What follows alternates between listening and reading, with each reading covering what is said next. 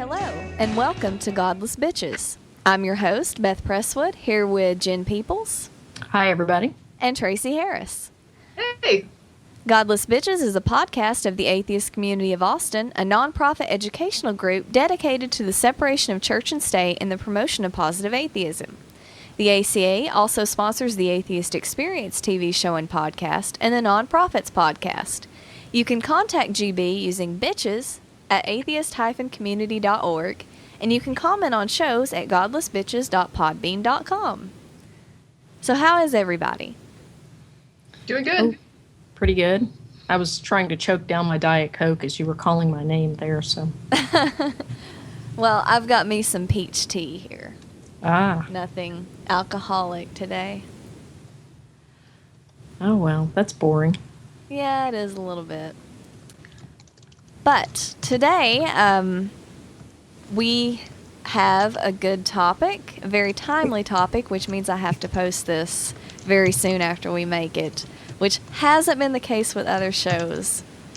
Oh, and also, Godless Bitches has a lost episode now. Oh, no. Yeah, I was bummed. Yeah, the last time we talked, it was me and Jen and Tracie, and I don't really know what happened. I guess it wasn't saved right. And then the computer rebooted, and it is gone. So we can always say that something went on the lost episode. Yeah, it was the best thing ever. Yes, I mean, it was. Best episode the rants were, they were I can't believe epic. they're lost forever. I know. We'll never Epic get this Tracie back. rants. So, what everybody's been talking about lately. They had the Women in Secularism conference this weekend, which we could not go to, damn it. I know. I'm still grinding my teeth over that. Oh, God. I hear that there were just wonderful, wonderful stuff. And Matt was at Imagine No Religion, too, which a lot of great stuff was going on up there in Canada. So Jen McCratt said something on a panel about how she had been warned about certain speakers in the atheist community and that they had reputations for being somewhat sexually predatory, sexually harassing, etc. And started talking about that and what can we do about this problem. And it's not only a problem of speakers, it's also a problem of women being harassed by other attendees. And then the internet exploded. There were insinuations that she was calling for a list, like a blacklist of speakers, which there are lots of reasons we shouldn't have that, including slander laws. Yeah. But the solution proposed by her and by, I think, Stephanie Zvon, I hope that name's right, I can Google it here in a sec. Yep, I think so. Is anti-harassment policies. Yep. Which are normal at other sorts of conferences, particularly in like the geek community, I hear, where there is also an imbalance of women and men. And I don't know, this has exploded. There's a lot of misunderstanding about what we're talking about. That harassment is just asking somebody, just hitting on somebody, just flirting. And that's not what we're talking about. Yeah. Or that the anti-harassment policy is designed to stop consensual behavior between adults who, for whatever reason, wanted to hook up at a conference. And not that you need a reason, just that, they found each other irresistible or something at a conference and they want to hook up. And the anti-harassment policies are not designed to shut down consensual behavior at all. I mean, ideally, no one would even have to know about consensual behavior unless the two parties or three or four or whatever wanted other people to know about it. Yeah, and Greta was actually making the point, Greta Christina made this point on her blog, is even if it did shut down some consensual activity or made it slightly more difficult, we're talking about protecting people from harassment. Right. What's the greater problem, was her point on that today. Yeah. So, yeah, this blows up, and I don't know how exactly to explain it, because there are no hard allegations of anything. Right. These are whispers and backroom things. I've been to conferences. I've had people come up to me.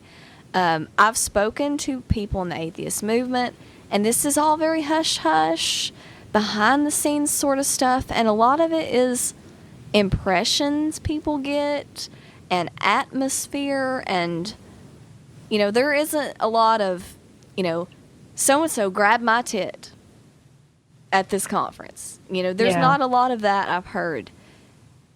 And you know what? Anyone that comes forward is going to be victim blamed by somebody. We already know victim blaming is so common. I wouldn't blame if somebody did something to me at an atheist conference, I probably wouldn't even say anything. That's how ingrained it is. Because I just wouldn't want to take the victim blaming that would come. Well, and that's the thing. It's like, if somebody does something to you and you want to say something about it,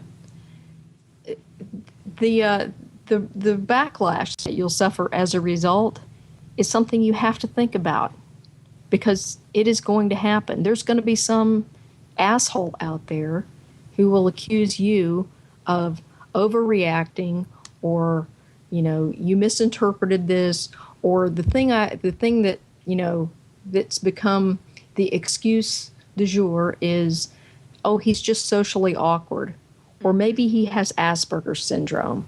It's like, will you shut the fuck up about the Asperger's syndrome already? I know people with Asperger's syndrome. They don't behave like ignorant douchebags. They don't. Asperger's syndrome people, Aspies in particular, or I guess in general, don't. They don't learn social cues the way us neurotypical people do. They don't read people the way we do. They learn the rules by someone explaining to them very explicitly, and they're very, I guess, conscientious about following the rules once they know what those are. And so they are typically the least likely people to deliberately offend someone. So shut up already about Asperger's syndrome. Yeah, I mean, the few people I know that have it, I would absolutely agree with that last part, that I can't even imagine them being deliberate in an attempt to upset anybody or offend anybody. Yeah. I mean, I've never seen that behavior in them. And in fact, they're often the first people to recognize that someone else is breaking a social rule, because they learned the rule explicitly and they're very conscientious about following those rules. And so they typically are the ones who will point out that somebody else is breaking the rules. And would you please stop, because that's not fair. Yeah, I've seen that. Yeah, and so, I don't get why this is so hard. I mean, I guess it is kind of hard when somebody's trying to determine what we're talking about and we don't have a lot of concrete examples. Yeah, and that's, yeah, that could be a problem. Yeah. Yeah. And it's, and we were talking before, it's like, in this situation, we can't name names. And I don't, at first it's like, okay, I want a list of names. I want to know what they've done. And after talking to a couple of people, I'm now I've come down on the side of, okay, for a lot of reasons, we can't name names. We can't tell you who the perpetrators are, can't tell you who the victims are, and it really doesn't matter at this point. I mean, what would you do with that information at this point, other than maybe get sued, So, I think what we were talking about before was, what I would like to see is maybe if we could sanitize the accounts of what happened to the point where you couldn't identify either the victims or the perpetrators, maybe we could use it as examples of the kinds of behaviors we're talking about. If you've got people in this situation, this is what happened. This is why it was objectionable, that sort of thing. Kind of using it as a, case studies for teaching people, this is I would what like happened. to, if I could just throw something out there on both sides of the fence, I think it would be extremely helpful if people were just more direct. I agree with that too. And I think it's unfortunate that there's a lot of people who are just like, oh, you can't expect people to, I don't know, actually say what they mean. Yeah. And I find that frustrating. If you're the type of person who can't express what it is you really want, and you can't say if you're intimidated or feel like it's somehow not appropriate to ask for or describe what it is that you're interested in from somebody else, if you can't give a direct invitation or explanation, or just say what you think, then it all turns to mud. And I think to me, that's the point where you start getting into all this weirdness, because there are so many approaches and responses that are indirect that it becomes a muddled question of, is somebody saying what I think they're trying to say, or are they saying what they're saying? And then it confuses everything, because if you're being direct and you just say something that is direct and honest, and there's other people that use that as some kind of weird come on, now it just screws everybody. And if you have people who, and this, I will say, even though it frustrates me that both sides can't be direct or aren't direct, or that the people that are, the people on either side who are not direct, because there are people who are direct and are adult and can say what they mean. But to those people that can't, that think that it's inappropriate to say what you mean, I feel like the approach that is indirect is merely out of fear of rejection. In other words, if I don't come right out and ask you out, then if I get a rejection, it's not really a rejection, because I didn't really ask you out. I can always just be like, oh yeah, I didn't really mean to ask you out, or I wasn't really making this a sexual invitation, or you just you cloak it in all kinds of weird metaphor or euphemism, and then when you get shot down, you didn't really get shot down. It was like, I didn't mean that, I just meant this. And so it's kind of like a safety net where you're not real honest about what it is you're really trying to say, and then the other person may or may not take you at face value. If they do believe you're being honest, now you've got a mess, because now you've issued an invitation that was not quite really honest. It was euphemism that you thought was understood, but this other person thought you were just being honest. And so they're saying yes or agreeing to something, and they don't even know what you just agreed to in your head. And then you have on the other side of the fence, and I am more sympathetic, I have to say, to the person being approached in a way like this, because when you don't know if you're dealing, if you're getting if you're getting cues that make you think that the invitation is not above board, and that, you're trying to figure out if the person is using innuendo, or if they really are being, do they really just mean this, or do they mean this other thing over here? And you're not sure what to say. And sometimes when you're in a situation, a lot of, I'm going to say women, but it could be men too. It could be anybody that's on the other side of it. Whoever's on the other side of it, people aren't really taught how to turn somebody down in a way that they don't feel bad about it. It makes you uncomfortable when you're approached with an invitation and the person's just like trying to be nice and invite you out or something, or someone asks you out. Nobody likes to be the person who says no. I mean, that it could be hurtful to somebody, even though you're not interested and you have no choice. I mean, if you're not interested in going out with somebody, you kind of have to say no. That's the honest thing to say. Yeah. And yet we don't really there's not like great social protocols around. There's no real paradigm of rejecting somebody in a way that is considered to be fine. You know what I mean? It's just like you just have to say no, and the person has to accept that and not be offended by it. Because if someone doesn't want to go out with me and I ask them out, I just have to accept that not everybody wants to go out with me. It's okay. It's not some kind of scathing indictment of me as a female, or it's not some sort of, rejection of me as a human being, or it's just, whatever the person, I might not be aesthetically what they like, I might not be as tall as what they like. I may not be interested in things they're interested in.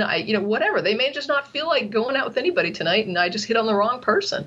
But the point is, if I want to go out with somebody, I go and talk to them, and I start thinking like, yeah, I really would like to go out. I should be able to express that at some point, honestly. And if I can't express that, and if I'm not honest and I'm not direct, then I lose the right to complain about somebody not understanding what I said or somebody misinterpreting what I meant. If you're not saying what you think, then you lose the right to complain about whatever you get back. And if you, even though it's not easy to tell somebody no, the best advice I can give is be direct, be polite. Don't be rude to somebody. There's no reason to be rude. If somebody comes up, even if they're kind of cloddish, you can, just do your best to just say, I'm sorry, I'm not interested. If the person keeps coming back, now you be as rude as you want to be. Exactly. Yeah. You did the right thing. You turned them down. You did it in a way that was not rude or mean spirited or, bitchy or something like that. You were polite about it. No, thank you. I appreciate the drink offer. I'm not interested. And at that point, if you're the person making the drink offer, again, male or female, you need to say, all right, well, thank you. Have a good evening. And you go your way. You go hit on the next person, or you go back to your room, or you do whatever it is you're going to do. But you don't keep bothering somebody who has told you they're not interested. You accept it. You be mature about it. If they're polite to you, you be polite to them. Somebody saying no is not an insult. It's just simply them explaining to you that they're not interested. Well, I think people, women in particular, are always concerned about how the other person's going to feel if you turn them down for dinner. And let me tell you, I can tell you why, because it can get ugly really, really fast. Oh yes, and I guess from my perspective as a woman who dates women, or used to before I got married, anyway, I always, in hindsight, actually appreciated the women who are more direct about not wanting to go out with me. And that's because why would I want to waste my time with someone who really didn't want to spend time with me? Correct. And it takes a little while to get to that point, because at first, every rejection just sort of stabs you in the heart until you realize, wait, what did I have invested in this person anyway? We've never even been out. Right, and the fact is, just because they say no doesn't mean that they hate you. Exactly. It just means they're not interested for whatever reason. It could be a million reasons. Maybe they just had a bad breakup. Maybe they're gay and you're not, and you're hitting on them thinking they're straight. Maybe they just don't find you attractive. It doesn't matter. There's probably lots of people who do find you attractive, but not everybody does, and you happen to hit on somebody who doesn't. It's okay. Yeah. It's really okay for one of 7 billion human beings to think that maybe you're not what they consider attractive. It's not going to be the end of your life. There really is still life beyond that and a reason to go on. It's not devastating. You'll survive it. And just know that the person's not trying to be insulting to you. It's just a no. And And if they are insulting to you, even after you've made a polite request for dinner or a drink or whatever, if they're insulting to you, wow, you are so much better off knowing that information than spending time with this person. Yep. You say thank you and you move on thinking, wow, I'm glad they said no. Yeah. Because I really would rather go out with somebody nice. Yeah. Yeah, absolutely. You take that and go with it and be glad. I totally agree. I want to say it's not hard, or it shouldn't be hard, but frankly, it can be hard. Some people just have such a hard time with it. I remember, I'll tell a personal anecdote here. I remember a while back, this was like years before, I guess like not that many years, maybe it's like 3 or 4 years before I got married. And a friend of mine hooked me up with their friend. And I got along fine with this person, right? I mean, we got along really well. And I thought, well, this is great. They did me a favor. He's cute. He's funny. I really liked him. And we went out like on a couple dates. And then he became really hard to find time to go out with. You know what I mean? It was, I'm busy. I have to work. I'm on this shift, blah, blah, blah. And it was like every time I would be like, hey, you feel like doing something? It was, I'm busy. But there was always but I want to hook up. but I want to get together. Like I really do want to get together. I've just been, my schedule, just, hang with me. My schedule's been really, nuts. So I was getting this story that was, I'm really interested in going out with you, but I've just been crazy busy and really sorry about the schedule. And so from my perspective, I'm sitting there thinking, is he trying to tell me he's not interested, but he's too nice to say he's not interested, and I just need to quit trying to be cool because I've got the more flexible schedule? Or do I need to be patient and try to be understanding that he has a busy schedule and take advantage of the fact that I do have a flexible schedule, keep telling him when I'm available, and eventually we can hook up? You know what I mean? So I had this weird thing where I'm thinking, am I getting a cue here that I need to stop calling? Or is that me being paranoid and the person really is interested and I'm just going to cut them off because I'm reading too much into it? So it puts me in this crappy situation, right? I have really little choice. There was two situations. It's like I could either just get frustrated by it and say, even if it's honest, I just can't take the trying to hook up. It's too crazy. How am I supposed to date this person? I can never see them. Or I can say, I'm going to keep trying. Well, eventually I just hit a point where I was like, I just need to get a direct answer about what's going on here. And so finally, I got him on the phone and I was just like, hey, did you want to do so? Sorry, I had this car accident today. It was really bad. My car is totaled. It was like this, something happened with his car. And I go, oh, it's really bad. And I thought, this sucks because this was the day I was just going to nail him down and say, are you interested or not? Just give me the, straight scoop here. And I decided that I wasn't going to drag this out anymore. And so I just nailed it down. And I said, look, I really just wanted to know if you're sincerely interested or if I'm wasting my time here. If you're not interested, just tell me. And, that's cool. I just don't want to keep bothering you and wasting my time. And he hemmed and he hawed. And finally, he was just like, yeah, I just don't think this is a good time for me. And I'm not really interested in a relationship right now. And I was like, thank you. That's really all I wanted. Yeah. And that was the end of the conversation. Well, then I get this email that is like a page long. How dare you call me out on this personal bullshit after I told you I had this bad car accident and I was having this worst day and my car is totaled. And then you're selfishly focusing on your need to figure out if I'm really wanting to go. Well, when I read it, right, when you study a lot of communication, you get a knack for seeing what people are saying sometimes versus what it's coming through like.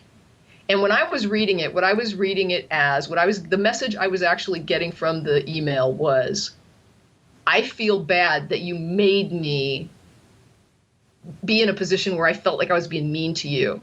And I resent that. And so I wrote him back and I said, hey, I did feel really bad, and you're right. It was a crappy time to bring this stuff up, and I knew it, and I felt really bad as soon as you told me you had the car wreck. But at the same time, please try to understand that it's been a couple months now of me kind of wondering what's going on here and feeling like I was wasting my time and not getting a really honest answer from you. And at the same time, I understand that it's only because you're a nice person and you just didn't want to say anything you thought might be hurtful, and you were trying to find, I guess, a way to make me not, put me down easy or whatever. But honestly, it's okay. I don't need people to like me or think I'm attractive or want to go out with me. And if you don't, that's fine. Not everybody is everybody's cup of tea. And so it's cool that you don't want to date me. And I do apologize for bringing it up and pushing it at a time when you were having some other stress. But I was just stressed myself after months of trying to figure out what was going on. And so I apologize, but I hope you understand. I get a note back that night, and he's like, that's the coolest email I ever got. He thanked me for it, and we have been friends ever since. He's now friends with me and my husband, and we get along. He's one of, I think, I won't say who it is, but I think he's someone you probably met. And I consider him a good friend. And it was just that awkward situation where he didn't know how to say no. And he had his own experience with breaking up with women who went nuts. And he was just like, I've had bad experiences where I try to put somebody down and women get upset. They start crying. They get angry. And he's like, I've never had somebody just say it's okay. And, thanks for finally being honest with me. I really appreciate it. And I apologize for bringing it up at an inappropriate time. He was like, that was just so cool. sometimes just saying what you really think and just being honest, wow, surprise of surprises, it really helps when you're trying to communicate something. That seems like it shouldn't be that hard of a thing for activist atheists that are going to a conference to do. It shouldn't be hard for anybody to do, and yet socially there are so many people whose egos are tied up in this whole ask somebody out and get rejected. When you can finally get past your own ego, it's not hard. That's the problem right there. When you get past the idea that everybody must find you attractive and everybody must want to go out with you, then you're okay when somebody says no. Yeah. I say this as the person having been rejected. Oh yeah. It really is okay. You can really say this isn't a personal thing. Yeah, the world doesn't end. You know, the sun will come up tomorrow. It's fine. You know, you're fine. You're better off. And it didn't make me vulnerable and wounded that I found someone attractive that wasn't attracted to me. Yeah. You know what I mean? It was really survivable, honestly. Yeah. And it's like, don't be so scared of it. Don't be freaking out. Don't have this big ego. Don't get all bent because someone turns you down, you know, and don't, I don't know, just get past yourself. Yeah. Well, and, you know, you brought up a good point earlier about how one of the reasons that women are reluctant to be direct when turning someone down is that sometimes people can react really badly about that. And we had a couple of episodes of that a couple of years ago, one involving a guy and the other involving a woman. And I don't want to name names or get into too many specifics here, but basically it was a situation in which, the guy involved had actually made some rather aggressive overtures toward several different women in the ACA. And unfortunately, because we didn't and don't yet have an official reporting procedure, no one knew about this. And, you know, so we weren't tracking this guy's behavior. It was only in the kind of toward the end that we all started talking and sharing some stories about this guy. A bunch of us realized that we had all had really creepy situations with this guy. And I'll just tell you the story of what happened with me. I was at one of the ACA brunches one Sunday afternoon, and this guy was at brunch, and he was not a regular attendee. He just showed up occasionally and stuff. This was actually the first time I had ever sat down and talked to him very much. And one of the things he did in the middle of the conversation was he picked up my cell phone, which was laying on the table. And he said, "Is this your phone?" And I said, "Yeah." And he flipped it open and he started dialing. And I said, "What are you doing?" And he said, "Oh, I'm just calling myself." So basically he was calling his own cell phone so he could capture my cell phone number. Yeah, that's freaky. It's freaky to mess with someone else's phone, and to do it right in front of them is insane. Well, yeah, and all this without ever asking me or anything. So of course I grabbed the phone away from him before he could finish dialing and canceled that call, because the last thing I wanted was for this nut to have my cell phone number. No doubt. And so that was one episode. There were some others that other women related that he had been sexually aggressive or inappropriate with them, and it really kind of freaked him out. And so in the end, he finally did something so inappropriate that it was almost a PR disaster for the ACA. Yeah. And he could have actually been arrested for what he did. He committed assault on a waitress at a restaurant at an ACA event. And so after that, we decided that we had to ask him to leave the group, basically not come back to any ACA events. So Matt and I confronted him outside of brunch one day, told him that he was no longer welcome at any ACA event. We were polite, but we were very firm with him and explained to him exactly why we didn't want him at the events. And the interesting thing is that he made several threats towards, the ACA in general, but he got pretty personal with threatening me. So, clearly he was a guy who did not like women challenging him at all. So, there's always a risk of somebody like that. I considered him to be well, to be honest, I mean, even to be fair, he got a little weird with Matt too. I mean, I would say he out of line was sort of his MO. Yeah, he was. He was pretty strange with Matt. I was more than a little freaked out just because the guy was local, and so if you've got some crazy nut who's sending you email, but he lives 1,200 miles away, there's not much that this guy can do from that far away. Right. So, that's a little bit less of a concern than someone who lives in the same town. Sure. No, I understand. And so, I considered him to be more of a threat. And then, of course, we had the other one who was a woman and who did not take rejection very well. I don't even know how to explain that. I mean, yeah. I feel bad. I still feel bad. I tell you, I still feel bad about that. And I don't feel bad. Like, I know I didn't do anything wrong, but I feel pity for the person. And I'll never get past that. I feel sorry for the person. Really, I feel sincere pity. Listeners might need some context because this is getting very, very cryptic in some ways. Yeah, I mean, I understand what Jen is saying. It's almost like you don't want to rekindle some old obsessive thing in someone that might hear or something. But I had an episode where somebody that had been normal or fairly normal. Atheist interaction online for a while, which is not uncommon. I've got atheist friends that I only know online that I've known for years. This is, that's a reality.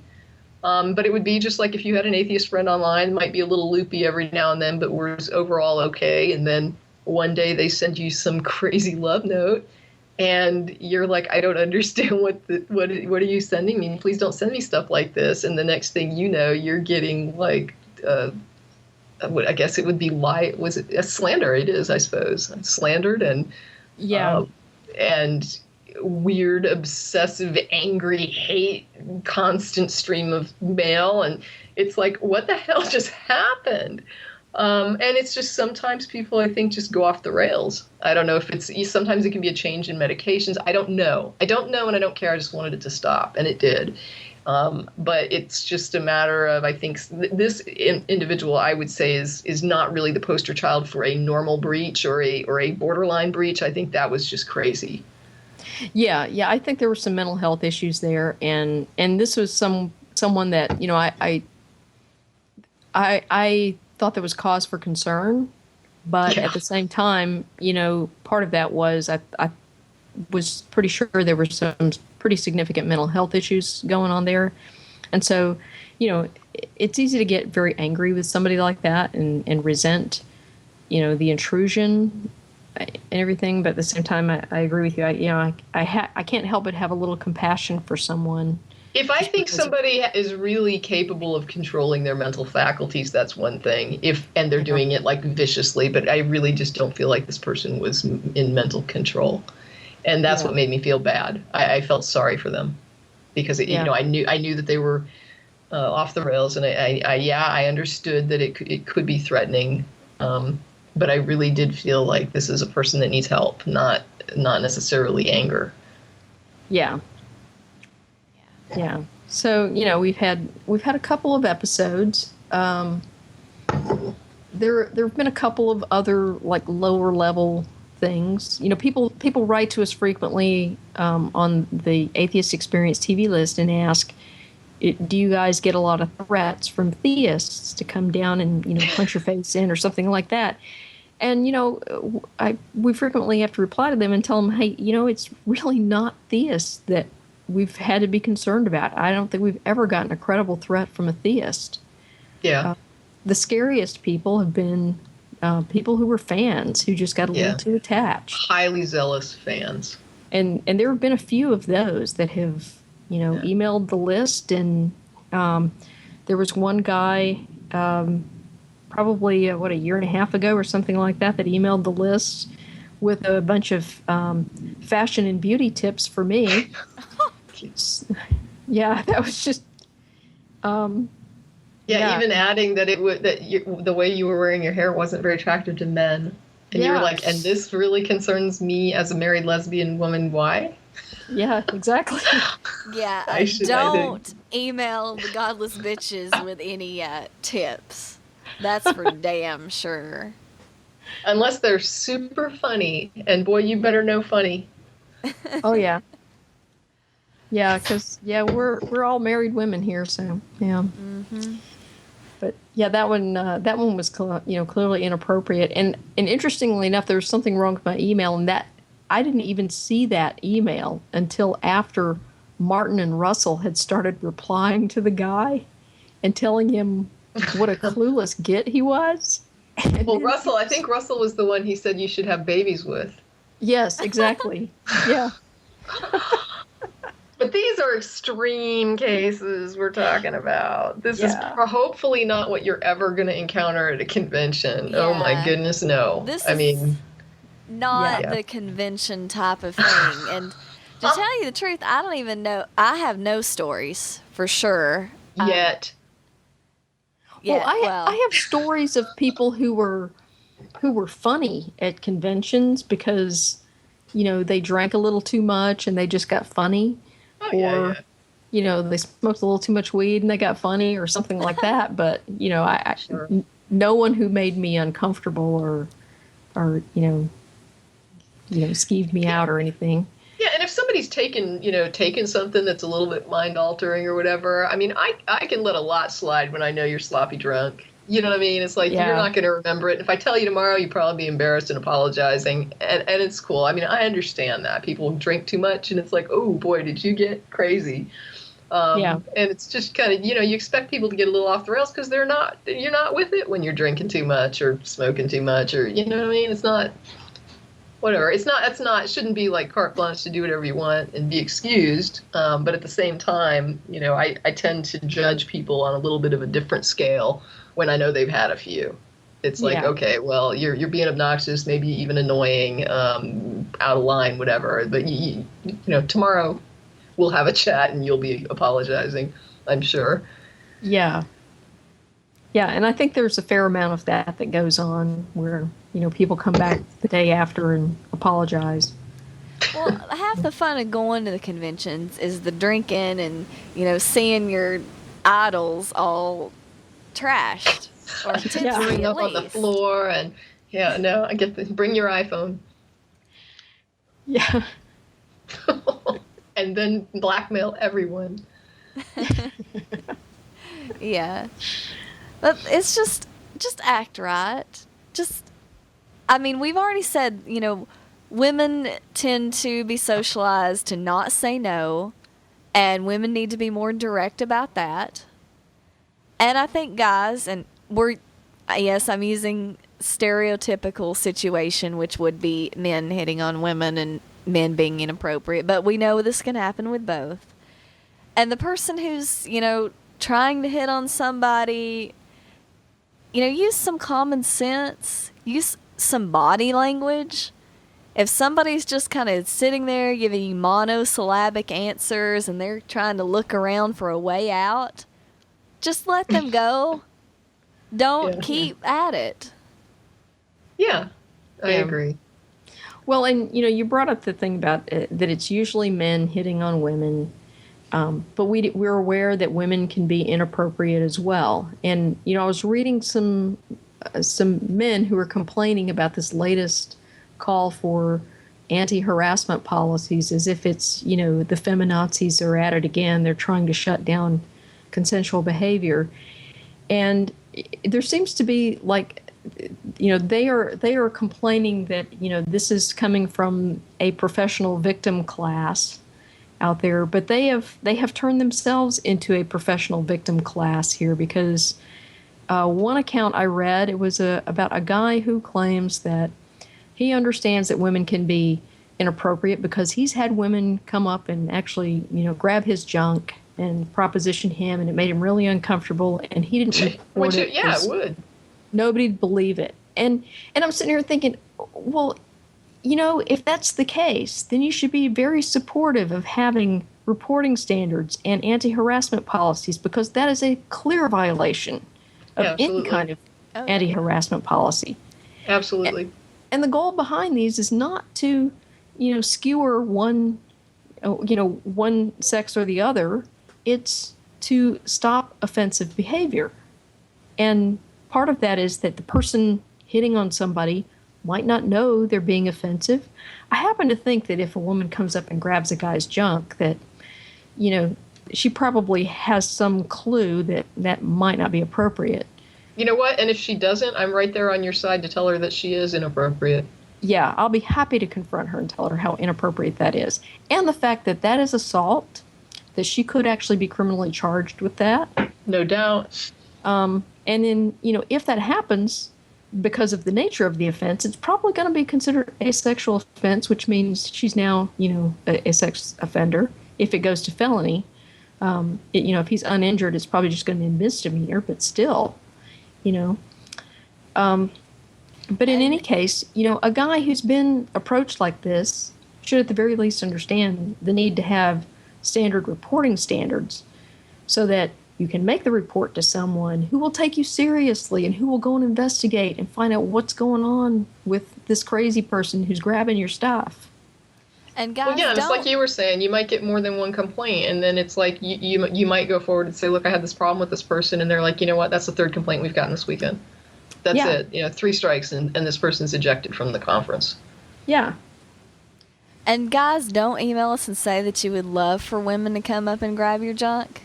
Because, first of all, that's not really true. I bet there's some women you wouldn't want to grab your junk, and it's moot. If it's consensual, then there's no reporting, and everything's fine. The thing is, there's probably people who like people to hit them, too. It doesn't mean that you should expect other people to like that. Yeah. Some people, their tastes run odd, or their tastes run contrary to what is, a standard set of what people expect to be treated like. And that's fine. You can be into whatever weird stuff you're into. You can be into whatever kind of boundary violations you're into. But please know that you're outside the lines there. And it's totally okay for you, but you need to understand other people have a different set of lines. And just like you're cool with your lines, they're cool with their lines. Okay. Well, and we're talking about public behavior at a convention, and we would like to have these conventions have a more professional image than, the Grope Fest or something. Because frankly, my son is a little too young to, come to these conventions, but I might at some point want to take him along. I'm not going to bring him along if I know this kind of behavior is going on. Yeah. And why would anyone want to bring their kids along for that kind of behavior? There are people that don't seem to clearly that don't recognize boundaries. And I do think that it is, like we call it an impairment, and I think it is an impairment. I don't think that all the time they understand what it is they're not seeing. I think that it's really weird, because when you're capable of seeing boundaries, when I realize that there's this line that, oh, you know what, this particular thing, that's Jen's business, that's not my business. That's Jen's life, that's not my life. That's Jen's problem, not my problem. There are some people who can't separate those things, that they see somebody having a problem and immediately they think it's their they need to fix it. Yeah. And it's not just, it's one thing to see somebody struggling and kind of say, are you okay or do you need some help? And if the person says they're fine, you know what? I don't care how much they're struggling. They told you they're fine. Move along. They're fine. If they tell you they'd like some help, okay, well, it was kind of you to offer. But you know what? As long as that person is capable of asking for help and they are opting not to, this may not be your business. Right. And in that situation, an offer of help or whatever, you certainly make the offer. If, to me, it's like, if I'm... Even that, though, is a gray zone to me. Because if I make the offer to help you, I may be very insulting to you. Yeah. If you feel like you're capable Yeah. And I'm telling you that in my assessment, you look like you need help with this, and you're like, why? You think I can't do it myself? If you're an independent person, sometimes even the offer of help can seem offensive. So it's like if you're going to offer, you need to be respectful about it, as respectful as possible, because what you're doing is asking the person basically if they need help, which is like an implication that they wouldn't ask for help if they needed it. They can see you there. If they need help with that door or they need help with whatever, they're capable of saying, hey, could you give me a hand over here? Yeah. They can say that. Nothing's stopping them if they need a hand. Yeah, and I guess I kind of look at it in a context, the situation and the context is very important. If I'm walking into the hotel, front door of the convention and, I'm dragging my bags behind me and somebody says, hey, do you need me to help you with the door or something? Oh, sure, no big deal. But, if I'm leaving the convention for the day and I'm headed back up to my room and someone says, hey, can I help you back up to your room? I'm going to look at them like, are you crazy? You need help with that. Leave me the hell alone. No. Yeah. Yeah, it's like there's a little bit of a line. It's like one thing to be going into a door and you check behind you to see if someone's there so that you know whether or not to hold it, because it's rude to shut a door in someone's face. Right. Versus running ahead of everyone and opening every door. It's like, look, really, you can chill out. I can open the door. And I don't mean that in the kind of context of it's, don't open doors for people. It's like, I know that used to be a thing. And it's like, whatever. I believe everybody that's walking in a door should hold the door for if there's somebody walking in behind them. You don't shut a door in someone's face. But you also don't have to run around assuming that you're the doorman. You know what I mean? Yeah, exactly. You don't get brownie points from me for doing things for me I can do for myself. Doesn't score points. And it's annoying. If a person is independent, they don't always like somebody to jump up and fix every problem and deal with every issue as though they're incapable. There's a difference between offering help and assuming that other people need your help. Right. Don't be that person. It's just these. It's not just help. It's lifestyle. It's the same with it. I guess it'd be a type of help, like advice. It's not my place to tell you how to run your life if you're not asking. Right. If you don't come to me and say, hey, Tracie, I'd like your advice on something. If I give you unsolicited advice, guess what? Whatever reaction I get back, I have no right to complain about. So if I give a person unsolicited advice and they tell me to go and screw myself, guess what? I have no right to be upset. That's what happens when you butt into shit that's not your shit. And somebody didn't ask you to. Sometimes they don't appreciate it. And you know what? They have every right to let you know in a very clear and sometimes rude way that what you just offered was unappreciated. If you want to give advice, if you're just busting to tell somebody else how to live their life, I would say, you tell them, do you mind if I give you some advice with this? And if they say no, you STFU. Yeah.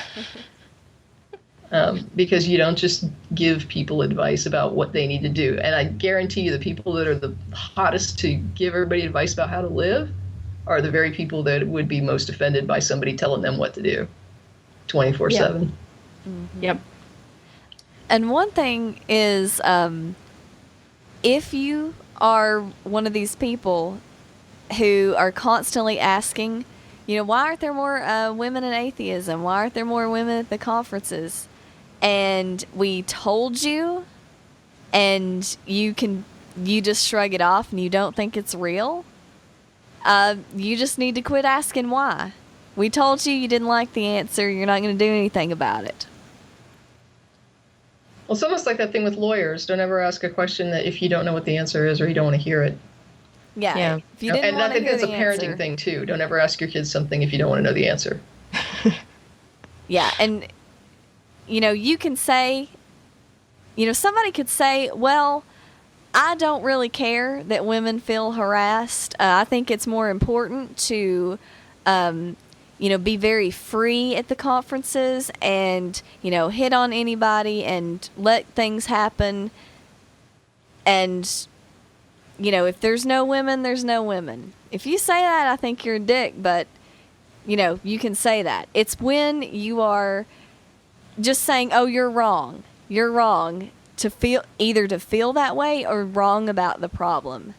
I could tell you a dozen women on my wall today were saying that they specifically have not gone to some conferences or gone to conferences in general because they have had bad experiences with some sort of harassment or being hit on.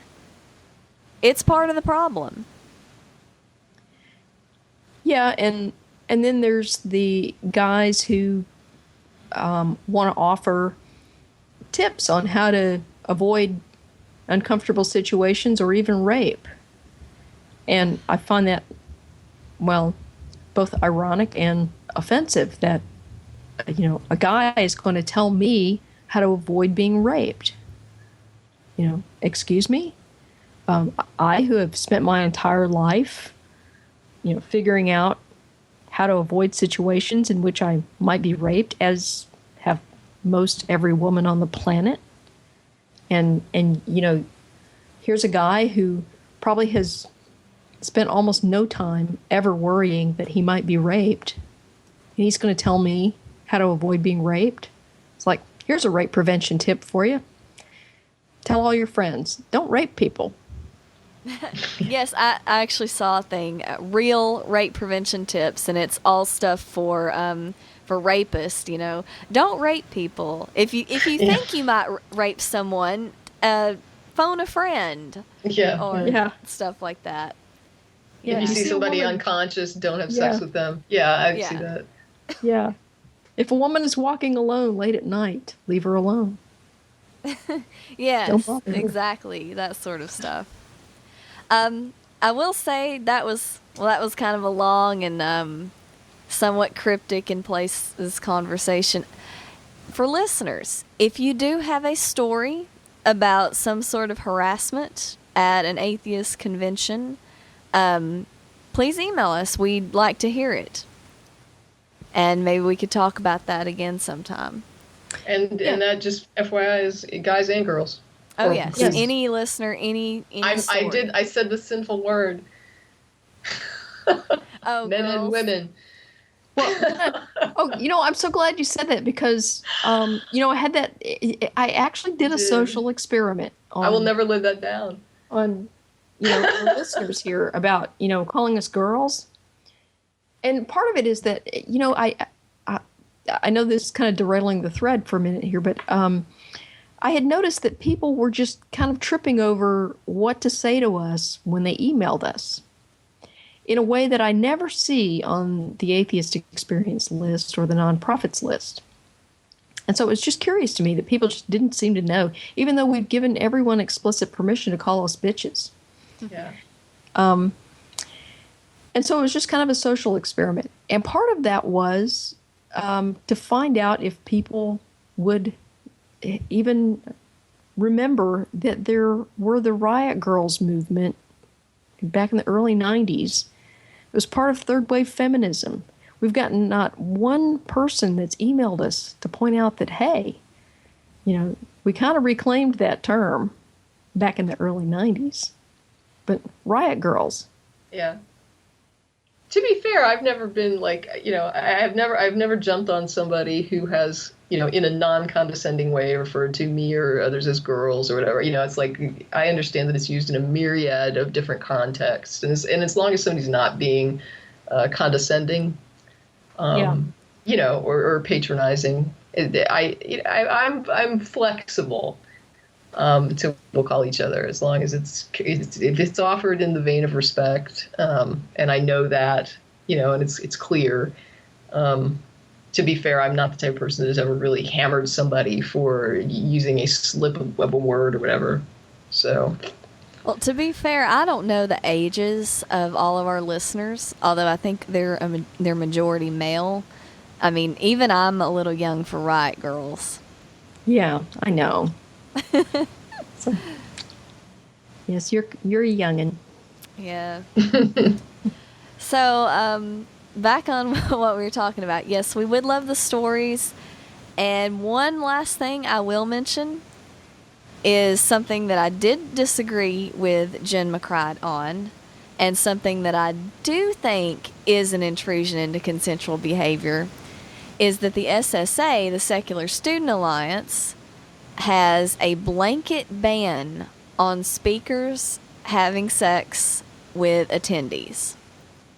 And I do not know the details of it. I know that Jen McCrite mentioned it in her post and didn't quite advocate that for wholesale use, but I definitely would not want that to be, a blanket thing at atheist conferences. I don't think that would be right. I don't think it's enforceable. I think it's intrusive.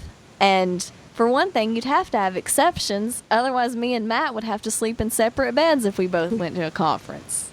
Yeah, I think, we were talking about this a little bit. Now, I didn't even realize that the SSA had that policy prior to our conversation tonight. So I think it probably has to do with the fact that they're talking to student organizations for the most part.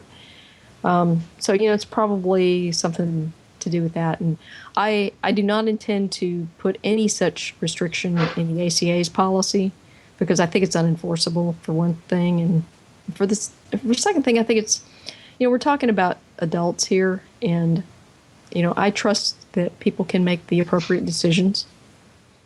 Yeah, I mean, you do always have to kind of consider an imbalance of power, like, for example, college professors and their students. I mean, there could be theoretically a college professor and his wife attends the college.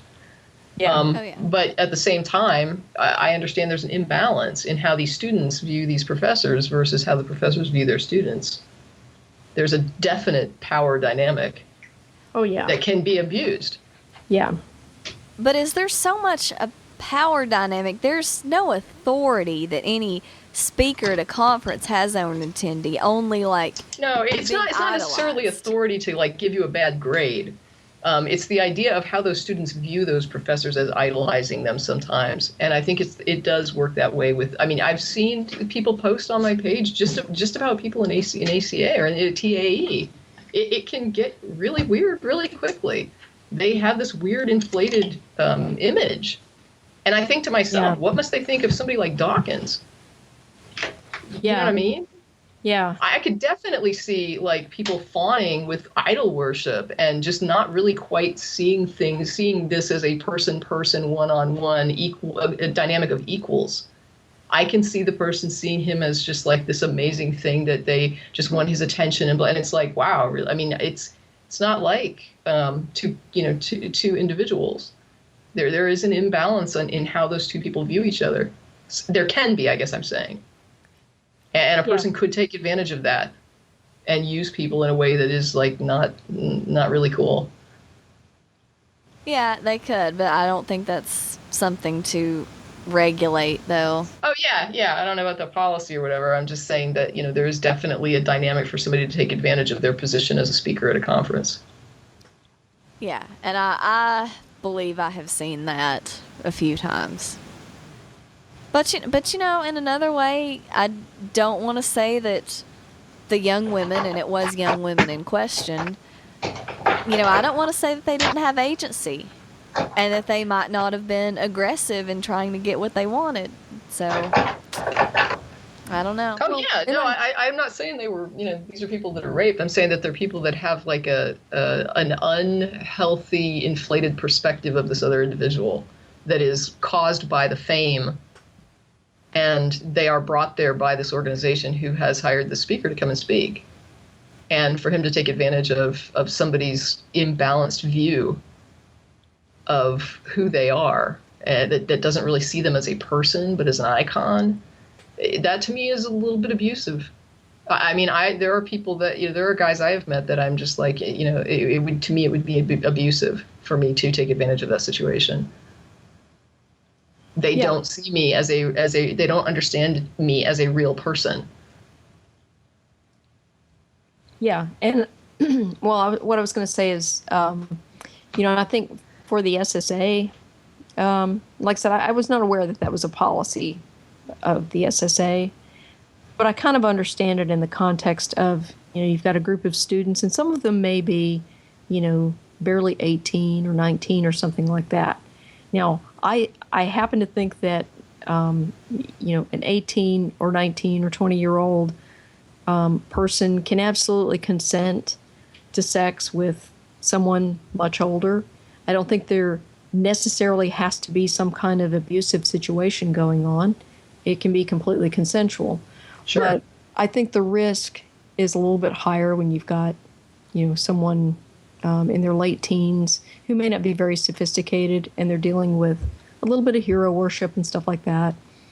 Again, it's one of those things where I think the goal was probably to err on the side of caution. And well, look at those experiments where they had the people come in and they had to do the electric shock on another person in another room. Yeah, it was all feigned, and literally they were allowed to walk out of the experiment anytime. There was nothing stopping them. And yet, how many people turned that thing up to a dangerous notch because they just felt like, well, that guy was in a lab coat and he kept telling me to turn it up, and I didn't feel like I should, but I did because, well, he's wearing a coat. Yeah. Seriously. I mean, you're allowed to leave anytime. You don't have to do it. And you can walk out. And yet they felt too intimidated to walk out because they felt like that person was some kind of an authority just from a freaking title and a coat, even though they knew when they went in that they were allowed to leave. And that's what I'm saying. You get this, there is like a weird inflated thing that happens to people. We recognize it. It can be demonstrated in experiments that people have an inflated view sometimes of somebody that they see as, iconic and authoritative. And there are people that view these speakers that way, as like leaders, not just people. And I do think that if you were to, like, when they're telling these people to turn this thing up a notch again and again and again, I mean, we know that this is just a harmless experiment. There's nobody really on the other side of that electric shock. But wouldn't it be abusive for the guy in the coat to keep telling the person to turn that notch up if there really was a person getting shocked? Just because he could and he knew he could get somebody to do it? I think, like you're saying, the person turning the knob certainly has culpability as well. But that person in the jacket, we are now aware that they have like a inflated level of influence over the person that just is walking in and sitting down at that knob. And so you have to account for that because it's real. You can't, when you're calculating how people should or shouldn't behave and you're looking at culpability, just deny a reality. And this is a reality. When somebody thinks somebody is authoritative or a leader or in a position that they consider to be, like above them, even if you don't have, I mean, even though this guy running the experiment can't force them to do it and can't keep them from walking out, it's just about the mental view of it that causes this other person to feel like, well, I had to do it because he told me to. He told me it was okay. Yeah. It's abuse. Yeah, and for context, in case any of the listeners don't know what these experiments are, you can actually look them up. It was Stanley Milgram that did the experiments, and it was on people's response to authority. And if I recall, once the results of those studies were published, there were lots of people who questioned the ethics of doing something like that because of the position he put the experimental subjects in, where they had to what they believed was inflict pain on someone else. And so I think that was actually considered to be unethical. Yeah. I mean, I watched a video of somebody that repeated the experiment. Yeah. And they had you couldn't see the guy in the other room, but he was screaming. Yeah. And you could hear the I put it in quotes, the subject that's being electroshocked in there screaming that he has a heart condition and he thinks there's something wrong with his heart. And this guy is telling the people, turn it up again. He's fine. This cannot hurt him. It's fine. And the people are like, but he's saying he has a heart condition. It's all right. It's okay. These are safe levels of shock. And some of them did it. Yeah. Some of them did it. And when they got questioned later, they were like, I really felt uncomfortable and I didn't want to do it, but I didn't know what to. I mean, and he was saying it was okay. I mean, they were really conflicted. Really conflicted. And yet they did what the guy in the coat told them to do. Now, some people didn't. Some people were like, no, I'm not doing it. I don't give a crap what you're telling me. I'm not going to be responsible for killing somebody. And they walked out. And they said, the paperwork, what I signed said I could leave anytime, and I'm leaving because I'm not doing this. And some of them were like, I'm reporting you. But the point is, we know that they do show overall influence over people. That there are people, levels of people that will do what they're saying more than normal. And you can't deny a reality and not calculate a reality into your policy and into what's going on. When you're looking at a situation, it's fine to say this person's a legal adult and they're responsible for their decisions. Yes, they are. But you can't deny that the person that is in the position that is considered to be the leadership position has a little extra edge on the capacity in that relationship to get the other person to do things that they wouldn't normally do. We know that. It's not for debate. It's demonstrated fact. Yeah. There's a Tracie rant for the episode. Yeah, I guess it's hard. You know that, a speaker might know that they have extra influence and they should, weigh that against their desire to get their dick wet, I guess. And my point is, I would hope, I'm not saying in any of this, I'm not saying that there should or shouldn't be policies. I'm not endorsing anything or not endorsing something. I'm simply saying that in the discussion about culpability, we have to acknowledge that the speaker has an imbalance of power in that dynamic. And he's going to have undue influence over some of the people that are attending that conference. And you can't deny it. And to say that everybody that would sleep with them, it's a 50-50 proposition. No, it's not. You got like a 70-30 here. This person has way more influence. And there's no denying it. There are people at that conference that would do anything for this person. And they don't even know them. It's because there's something weird in their head. Yeah. Yeah, but, I don't think... and there's going to be people that take advantage of that, and what are you going to do? That's not illegal. It's just being an asshole. Yeah, and you can't just preemptively invalidate consent just because somebody's famous either. So correct. Yeah, I agree with that too. It's on the speakers. It's on the speakers not to act like dicks, and let's all don't be a dick in the real way. And I meant to stop using dick. Don't be an asshole. I just thought that too. Don't be an asshole. In the real sense of don't be an asshole, not in the accommodationist bullshit sense. I second that. I'll say I'll change mine to asshole as well. Yes. Yeah. Well, yeah, and I think that's why actually Martin and I were having a little exchange on Greta Christina's wall earlier today, and we were very much in agreement that I don't want to police any consensual behavior, but I also don't want anyone who feels like they've been approached inappropriately or has been victimized in any way. I don't want them to feel like they're alone or that they have no recourse for getting some kind of correction to that behavior. And so that's the purpose, both to inform people about what the required standards of behavior are so that, we have a uniform standard out there, and to give people, a method of reporting and of not feeling like they're alone if somebody does something inappropriate and unwelcome, and that we don't have this this victim blaming stuff that continues, because there's just been way too much of that going on. Yeah. Well, Jen actually has to go in a little bit, so we should hit a couple more stories if we can. Sure. Mm-hmm. So Gallup did a poll and found something interesting that a bunch of anti-choicers are trumpeting. There is now the lowest percentage of people ever admitting to being pro-choice. But it doesn't mean what you think it means. So 41% identify as pro-choice. 50% identify as pro-life. And this is a Gallup poll. You can find it anywhere. I'm at abortiongang.org, which is a pro-choice blog. But what do you think pro-life means? What would you think it means, Jen, Tracie? I think it's usually a euphemism for anti-choice. Yeah, but that's not how these people are using it, the people that were polled. 52% of Americans believe that abortion should be legal under some circumstances. An additional 25% believe it should be legal under any circumstances. 77% of Americans support abortion being legal. only 20% believe abortion should always be illegal. Yet they're not calling themselves pro-choice. Interesting. Because that's pretty weird.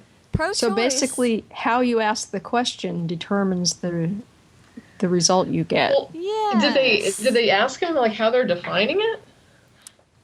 I don't think they asked for a definition. They asked if you consider yourself pro-choice, and then they asked about certain situations like rape and incest, and things like that. That's really strange. But that's the thing. Pro-choice has become sort of a dirty word. Yeah. See, to me, if we had a rational definition of pro-life, that would mean fully supporting Planned Parenthood and, reality-based sex education for kids and open access to contraceptives for anyone and everyone, and, a culture that encouraged people to use contraceptives. And then, of course, health care for pregnant women and their children. Sexually transmitted disease screening and, sexual health care for everyone, that sort of thing. That would be a pro-life stance for me. Yeah. But, and also abortion on demand. Yep. Because, the best person to make a woman's medical decisions is the woman herself. Exactly. And this is the thing. People might call themselves whatever, but with the Gallup polls, the views about morality and legality have been steady for years. Yeah. Almost since 1973. The views have been steady. People do not want abortion made illegal. The vast, vast majority of people, they think it's icky.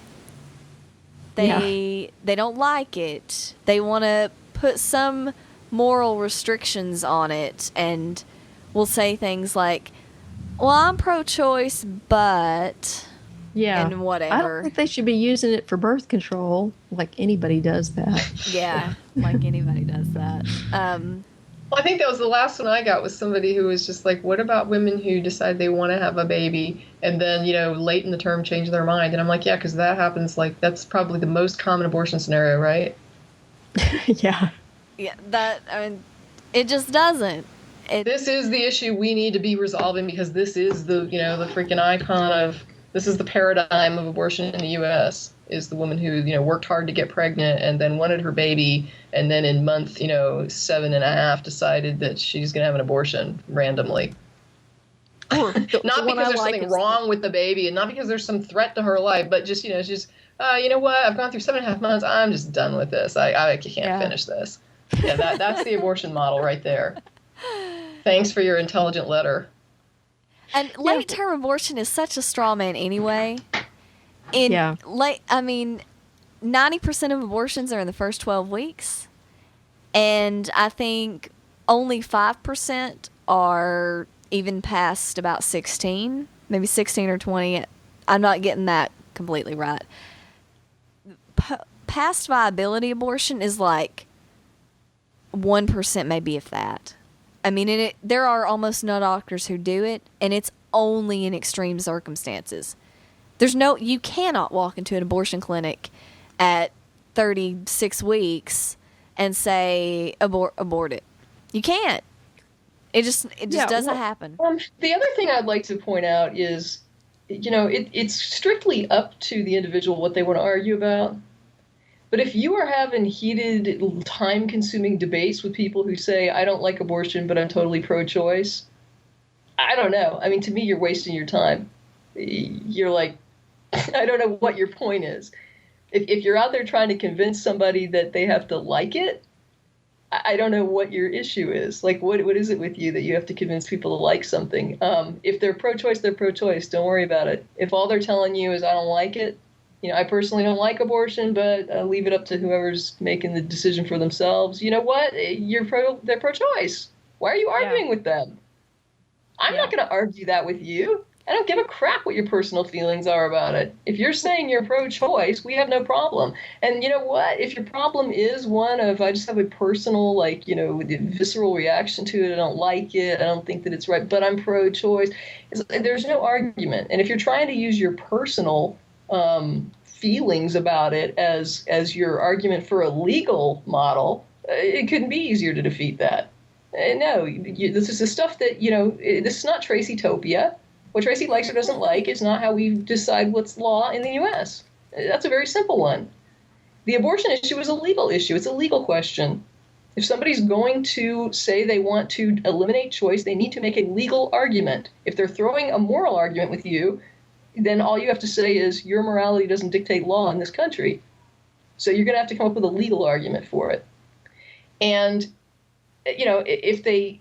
I just don't get that. It's like if the argument is one of you think it's moral and they think it's immoral, why are you even arguing this if you're both in agreement that it should be a choice? And if it's, like I say, if you both understand it's a legal question, then they can't use a moral argument. And if you, I don't know how else to explain it. Why would you argue with somebody that's pro-choice if you're pro-choice? I don't understand that at all. I mean, feel free to do it, but, there's like limited time in life and you might want to put your effort toward actually changing somebody's mind who, can make a difference where it actually matters in a pragmatic sense. Yeah, and there's so many people that conflate being pro-choice with the idea that you would automatically choose abortion if you found out something was wrong with the baby. And, the example I use is if you get pregnant and you find out that you're carrying a child with Down syndrome and you decide you're going to have that baby, cool. That's your choice. That's what pro-choice is about. Because, the thing is, being pro-choice means that the government doesn't get to tell you that you can't have an abortion, and it also doesn't get to tell you that you must have an abortion. Correct. So it's all about letting individuals make their own healthcare decisions. Oh yeah. And see, this is the thing. Pro-choice is not just abortion or not abortion. Exactly. If a woman wants to sacrifice her life and not have the abortion, then that's her choice too. Or if a woman should have the choice to get pregnant. Forced sterilization should not be authorized. And yeah, exactly. Fertility treatments should be available, and they should be available without discrimination. And birth choices. Women should have rights in birth. Women should not be forced into C-sections. Yeah. Pro-choice is a complete philosophy about reproductive choice. Yep. Not just abortion, not abortion. So, yeah. And yeah, we get that all the time, is pro-choice people wanting to argue with us about the morality of abortion. Yeah, I mean, to me, it's such a waste of my time. I have like no incentive. I am completely apathetic to the person who says I think it's immoral, but I agree it should stay legal.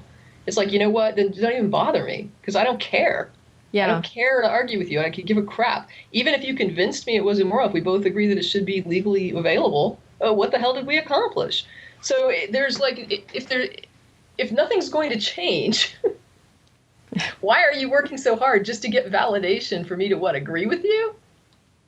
I don't get that at all. I do not understand why. I mean, I understand we're social animals and that, to a certain extent we do value, I guess, the validation of other people. But my God, put a line on it somewhere. You can have your opinions, and if nobody agrees with you, it's okay. It's really okay. You don't have to go convincing everybody to agree with you just so that you feel like your opinion is worth something and that you're a valued human being. It's really, and I think that's the thing that gets me. It's like when I live in my house, I could give a crap what anybody thinks of me if they have no authority over how I live my life. Seriously, I just don't know how it matters. Like, what does it matter? When people give me an assessment of myself, especially if it's some scathing thing, and I thought you were so nice, but really, I think, Jen, you get some of these. They're a riot, by the way. But I saw you on TV, and I thought you were such a logical and nice person. But now that you've shot me down on your Facebook page, I realize what a horrible meanie you are. And it's like you get then the whining begins. It's like, oh my God. And, it's like, oh my gosh, how can I sleep tonight? Because, some random guy I don't know thinks I'm mean to him on Facebook. I mean, it's really like, I care. You know what I mean? It's like, come on. When you're evaluating me and you are my supervisor and you're in charge of whether or not I get a raise, guess what? I care. I care what you think of me. When you're telling me I used to think you were cool, but now I think you're a jerk. Okay. That's the way so many people are. Like Matt's email, it's you disagree with him on he disagrees with somebody on one thing and they immediately lose all respect. Oh, and you're not logical. You disagree with me, therefore you're not logical. Yeah. That's right. I used to think you were such a rational person, and now I see you're just illogical. You're just like a Christian. Yeah. Oh, that one. Yes. And I'm like, okay, unfriend. Yeah, whatever. I mean, we're done. Well, you really don't have to worry what people think about you. If you're trying to do the right thing, you're trying to be a good person, you're trying to be kind to people. You know what I mean? You're not out there trying to be rude. You're not out there trying to be offensive. You're not out there trying to hurt anybody. You're just living your life, going along. You do pay attention. I'm not saying be a jerk to people and don't care. If somebody comes to me and they say, hey, I want to talk to you about something, I'm willing to listen to what they've got to say. If I think it's valid, I might even say, wow, you know what? That was thoughtless. I mean, twice tonight I've said, you know what? I want to retract something I just said. And I'm going to use a different word because I shouldn't have used that word. If I make a mistake, I'll back down. If I say something that's like, you know what, maybe it wasn't the best thing to say. People can point out stuff to me, and I'll be like, it's all right. I can change my mind, or I can say, you know what, you've shown me something I didn't realize, and yes, that was thoughtless, that was cruel, that was mean, that was short-sighted, whatever. I can do that. But if I evaluate it and I say, no, I think you're wrong, and I don't think I did anything wrong here, then I don't think I did anything wrong. I heard your argument. It didn't sell me. I don't know what to tell you. We don't agree, and so I think your assessment's crap. That's it. Yeah. Well, there's one more thing I want to hit real quick, and I hate having to do this, but SE Cup had Hustler magazine photoshopped an image of SE Cup with the headline, "What would SE Cup look like with a dick in her mouth?" For anybody who doesn't know, SE Cup is a horrible, horrible person. She is an anti-choice, anti-feminist, conservative, atheist, darling, I hate to say no true atheist, so atheist, who's like a darling of Fox News and some other places. And a lot of the talk about her centers on the fact that she is attractive to a lot of people. But this is just wrong. Yeah. It's just wrong. And see, Hustler magazine tried to make it a pro-choice thing. S.E. Cup is a lovely young lady who reads too much Ayn Rand in high school and ended up joining the dark side. Cup, an author and media commentator who often shows up on Fox News programs, is undeniably cute. But her hotness is diminished when she espouses dumb ideas like defunding Planned Parenthood. Perhaps the method pictured here is Miss Cup's suggestion for avoiding an unwanted pregnancy. And, of course, they photoshopped a penis by her mouth. You know, they could have gotten the point across just by putting a picture up there, leaving out the references to her appearance or her, level of hotness or whatever. And basically leave out the sexism and just, everything else they said about her is valid. She probably did read too much Ayn Rand, and she probably, she's too conservative. And I should clarify something. The reason I say she's allegedly an atheist is that she spends an awful lot of time defending Christianity for somebody that's actually an atheist. So wait a second. What are we saying here? That Hustler was sexist? I know. It's shocking. Well, and that is a joke, because I find Hustler funny. I mean, I haven't seen it in years and years and decades, but I mean, the few times I looked at it when I was younger, I found it funny. And as long as you're when you take to be fair, when you take somebody that's famous and you say that what you're doing is, not real, if you're not claiming it's a real photo of her doing this, it is kind of fair game.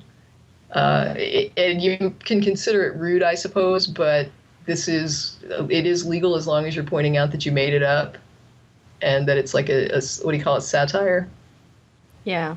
Yeah, it is. Whether it's tasteful, legal. that's another question. But it's not illegal because they're admitting that they made it up and that it's not true. Well, one of the things thing is, I bet Saturday Night Live could have done this a whole lot better.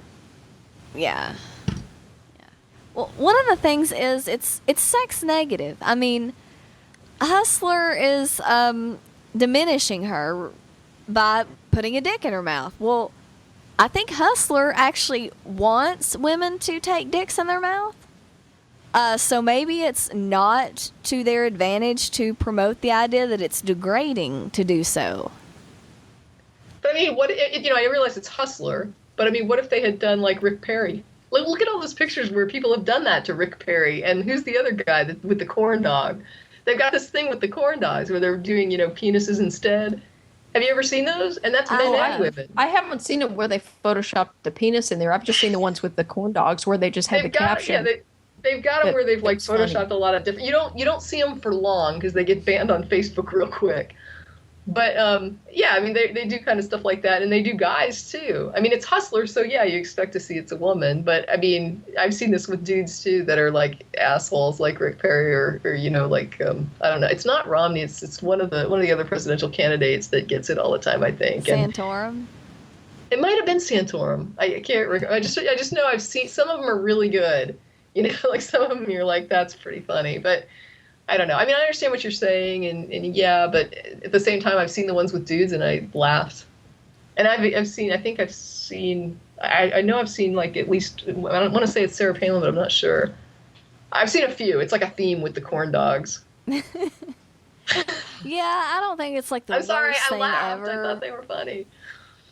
Yeah, I don't think it's like the worst sexist thing ever, but I mean, it does uncover things. Why is it funny to put penises by politicians and commentators' mouths? I don't know, because we have a thing about sex, and we have a thing about sex being dirty and degrading in some way. Well, I mean, at the same time, though, it's funny to see somebody fall and bust their ass on fail videos, but it's not like I like people getting hurt, but I can't help it. You see, like, just the ridiculousness of somebody falling and, like, doing something crazy and busting their butt on America's Home Videos or whatever, and it's just like, this is ridiculous and funny. And I'm sorry that somebody sometimes you see it and you're like, oh my God, I think that person probably really got hurt, but it's almost like the Three Stooges. I think that's what I think Don Baker tells me. I've got the Three Stooges gene. I see something like that and I can't stop laughing. And it's not that I wish harm on somebody, and I don't think it's funny for someone to get hurt, but just the visual of that kind of just spastic falling all over and busting your ass. I don't know. It makes me laugh. Yeah. Well. My husband doesn't find it funny because I laugh at him when that happens.